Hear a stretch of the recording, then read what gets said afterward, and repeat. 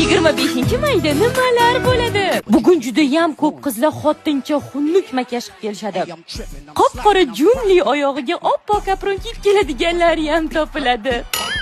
Bola qattandir kaptar ko'tarib kelishadi. Maktab bilan xayrlashib qo'l silkiymiz. Mana bola qo'l silkib xayrlashmasa ham bo'rardi, hidiga ko'nglim aynib ketdi. Bugun qizlar hayotidagi eng xunuk raqsga tushishadi. Bolla yemagan hazillar qilishadi. O'li agar 11 yildan beri bu hazillarga tushunmay yuribman. Keyin mahallaning eng g'iybatchi xotinlari kelishadi. Bilasizlarmi nimaga kelishadi? Shokilakan qizini ham yozing, valsda belidan ushadi. Belidan ushadi. Endi kelin qilmaymiz. Vals tushganlarni yozib olgani. Bugun itga ham bitga ham faxriy yorliq beriladi. Shodiyori 11 yil o'qib birinchi olgan faxriy yorlig'i shu. O'qituvchilar 25-mayda hech qayerga bormasligimiz haqida tilxat yozdirib olishadi, lekin hamma boradi.